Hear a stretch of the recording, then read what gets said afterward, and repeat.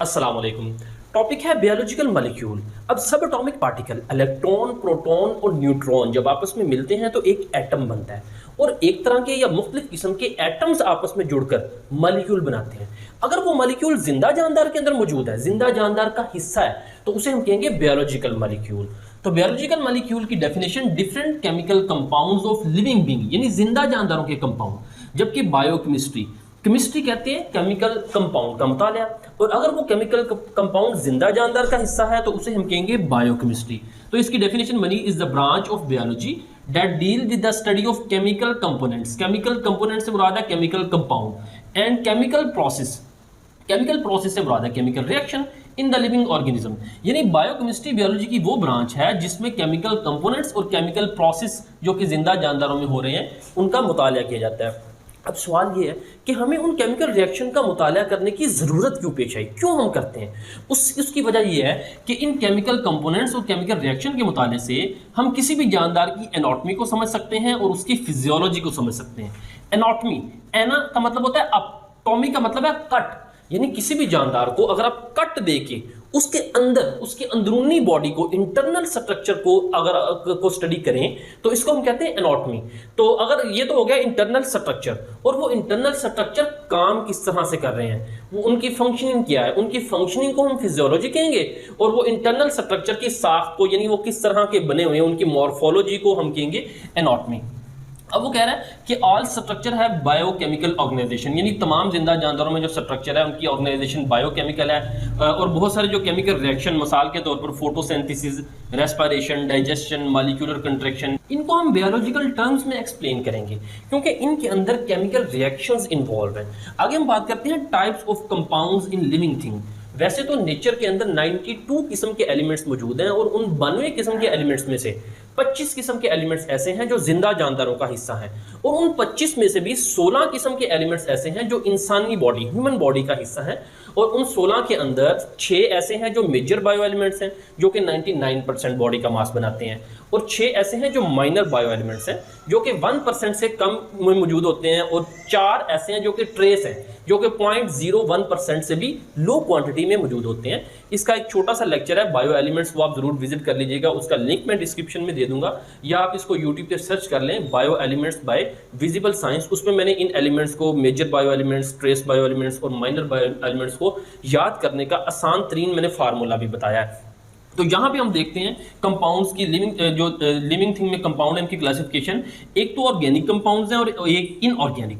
जैसे ही लफ्ज़ ऑर्गेनिक आपके जहन में आए ना, ऑर्गेनिक आप सुने तो फौरन समझ लें कि ऑर्गेनिक से मुराद ये रिलेट करता है लिविंग बॉडी, जिंदा सिस्टम के साथ। वैसे तो ऑर्गेनिक कंपाउंड अब लेबॉर्ट्री में भी तैयार किए जा सकते हैं, लेकिन ऑर्गेनिक कंपाउंड जैसे ही आप सुने तो इसका मतलब है ये जिंदा जानदारों से रिलेट करता है। ऑर्गेनिक कंपाउंड ऐसे कंपाउंड होते हैं जिसमें कार्बन और हाइड्रोजन इकट्ठा मौजूद होता है, यानी उसमें कार्बन और हाइड्रोजन के दरमियान बॉन्ड होता है। कार्बन हाइड्रोजन एक पोटेंशियल एनर्जी की शक्ल में मौजूद होते हैं।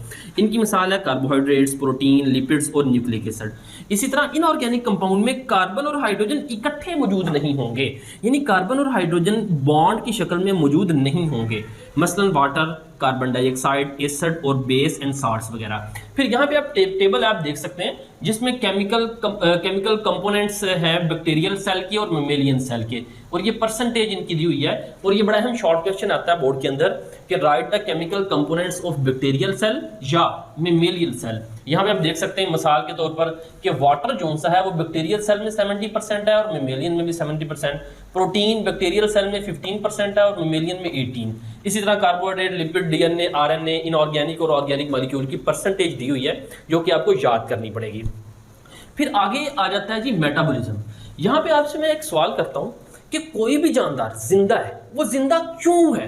कोई भी जानदार जिंदा इस वजह से है कि उसमें सीजलेस, कभी ना रुकने वाले केमिकल रिएक्शंस हो रहे हैं। उन केमिकल रिएक्शंस को हम कहते हैं, कोलेक्टिवली हम कहते हैं metabolism. All chemical reactions taking place within a cell are collectively called metabolism। अब देखें, जब एक फैक्ट्री चल रही है, सेल के अंदर केमिकल रिएक्शंस हो रहे हैं, तो ज़रूरी बात है उन केमिकल रिएक्शन के लिए कोई ना कोई रॉ मटेरियल चाहिए, कोई ना कोई कंपाउंड्स चाहिए, केमिकल्स चाहिए। तो सेल लगातार इन्वायरमेंट से केमिकल ले रहा होता है जिसके जरिए वो केमिकल रिएक्शन यानी मेटाबॉलिज्म को चला रहा है, और साथ ही साथ उन केमिकल रिएक्शन के नतीजे में कुछ ना कुछ वेस्ट प्रोडक्ट भी बनेंगे। तो इसका मतलब है सेल वेस्ट प्रोडक्ट को जिस्म से बाहर भी निकाल रहा होता है। तो इसका मतलब है कॉन्टिन्यूसली सेल को इन्वायरमेंट से कुछ ना कुछ लेना पड़ता है और इन्वायरमेंट के अंदर कुछ ना कुछ रिलीज करना पड़ता है। तो आगे देखते हैं, इसी वजह से मेटाबॉलिज्म जो है वो दो इकसाम पर मुश्तमिल है, एक है एनाबॉलिज्म, एक है कैटाबॉलिज्म। कैटाबॉलिज्म देखिए, कैटाबॉलिज्म में बड़े मॉलिक्यूल टूटते हैं, छोटे मॉलिक्यूल बनाते हैं। एनाबॉलिज्म में छोटे छोटे मॉलिक्यूल मिलकर बड़ा मॉलिक्यूल बनाते हैं। इसको याद रखें, छोटा सा फार्मूला गौर कीजिए। कैटा, कैटा लफ्ज उर्दू में कहते हैं काटना। जिस तरह कैंची से आप किसी चीज को काटते हैं ना, जब आप किसी चीज को काटते हैं तो वो तकसीम होती है छोटी चीज के अंदर। तो यहां से बिल्कुल इसी तरह याद रखें कि कैटाबॉलिज्म में लार्ज मॉलिक्यूल को तोड़ा जाता है छोटे मॉलिक्यूल के अंदर। यहां पे देखें, कॉम्प्लेक्स मॉलिक्यूल यानी large molecule broken into simpler one, और इसमें एनर्जी रिलीज होती है। याद रखें, जब भी आप किसी बड़े कंपाउंड को तोड़ेंगे तो उसके नतीजे में एनर्जी रिलीज होगी, क्योंकि बड़े कंपाउंड के अंदर क्या होते हैं, बॉन्ड्स होते हैं, और जब भी बॉन्ड, केमिकल बॉन्ड टूटता है तो एनर्जी खारिज होती है। और जबकि एनाबॉलिज्म में simpler substance combine to form complex, यानी छोटे छोटे मॉलिक्यूल मिलकर बड़ा मॉलिक्यूल बनाते हैं, और इसके लिए नीड एनर्जी, एनर्जी की जरूरत होती है, क्योंकि छोटे मॉलिक्यूल को जब आपने जोड़ना है तो उसके दरमियान केमिकल बॉन्ड्स बनने हैं।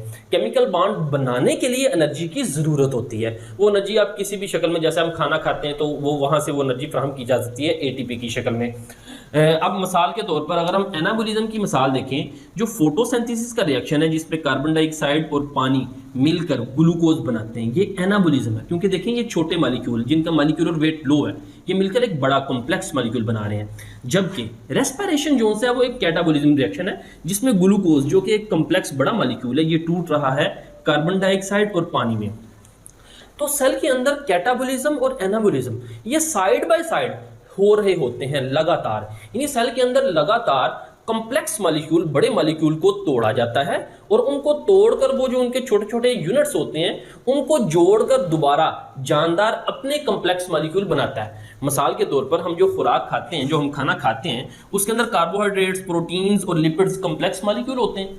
हमारी बॉडी उन कॉम्प्लेक्स मॉलिक्यूल को तोड़ती है छोटे छोटे मॉलिक्यूल में, और उन छोटे मॉलिक्यूल से फिर हम अपना कार्बोहाइड्रेट, यानी कार्बोहाइड्रेट की एक डिफरेंट किस्म जो हमारी बॉडी को चाहिए, वो अपने कार्बोहाइड्रेट, अपनी प्रोटीन और अपनी लिपिड्स बनाते हैं। तो इसका मतलब है जो कैटाबॉलिज्म और एनाबॉलिज्म रिएक्शन है वो लगातार हमारे सेल के अंदर हो रहे होते हैं, सीजलेस, कॉन्टिन्यूसली हो रहे होते हैं। 4 बुनियादी बायोलॉजिकल मॉलिक्यूल्स हैं। इनकी डिटेल तो हम अगले लेक्चर्स में देखेंगे, अभी हम सिर्फ इनका फंक्शन देखते हैं। कार्बोहाइड्रेट की बात करें तो present in the cytoplasm of the cell, cell के ये लिपिड पोर्शन यानी साइटोप्लाज्म में मौजूद है। Provide fuel for the metabolic activities, fuel यानी ये एनर्जी फ्राहम करता है, एनर्जी एटीपी की शक्ल में, क्योंकि सेल कार्बोहाइड्रेट को तोड़कर एटीपी बनाता है और उसी को अपनी मेटाबॉलिक एक्टिविटीज के लिए इस्तेमाल करता है। प्रोटीन की बात करें तो प्रोटीन सेल मेम्ब्रेन का हिस्सा है, यानी सेल के बाहर जो मेम्ब्रेन है वो प्रोटीन, उसके अंदर प्रोटीन मौजूद होती है। इसी तरह राइबोसोम एक ऑर्गेनेली है, उसके अंदर प्रोटीन मौजूद होती है। साइटोस्केलेटन, सेल का जो ढांचा है उसके अंदर प्रोटीन मौजूद होती है, और इसी तरह इंजाइम भी प्रोटीन के बने होते हैं। लिपिड्स की बात करें तो लिपिड भी मेम्ब्रेन, सेल मेम्ब्रेन में मौजूद होती है, क्योंकि सेल मेम्ब्रेन में एक तो लिपिड बाइलेयर है और साथ प्रोटीन होती है, और साथ ही साथ लिपिड साइटोप्लाज्म के अंदर भी मौजूद होता है। Serves as a energy source, यानी लिपिड जोन से है वो एनर्जी का जरिया भी है। जिस तरह कार्बोहाइड्रेट एनर्जी का जरिया है, लिपिड भी एनर्जी का जरिया है। लिपिड सेल को शेप फ्राहम करता है, प्रोटेक्शन देता है। इंसोलेशन टू सेल, यानी सेल के बाहर ये इंसोलेशन का काम करता है, टेम्परेचर की तब्दीली से सेल को बचाता है। फिर न्यूक्लिक एसिड की बात करें तो न्यूक्लिक एसिड दरअसल 2 तरह के होते हैं, एक है आरएनए राइबो न्यूक्लिक एसिड और एक DNA deoxy ribo nucleic acid. उनकी डिटेल हम अगले लेक्चर्स में देखेंगे, इसी चैप्टर के आखिर में। अब present in the chromosome, nucleic acid chromosome में मौजूद होते हैं। कंट्रोल द सेल एक्टिविटी, ये सेल की तमाम एक्टिविटीज वो न्यूक्लिक एसिड यानी डीएनए के अंदर स्टोर होती है। RNA is present in the nucleoplasm and cytoplasm, nucleoplasm कहते हैं न्यूक्लियस के अंदर जो लिक्विड मटेरियल है वहां पे आरएनए मौजूद होता है, और साइटोप्लाज्म जो सेल के अंदर लिक्विड मटेरियल है।